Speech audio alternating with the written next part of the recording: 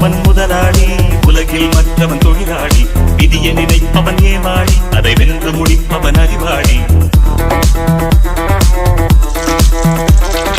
ஒருவன் முதலாளி, உலகில் மற்றவன் தொழிலாளி.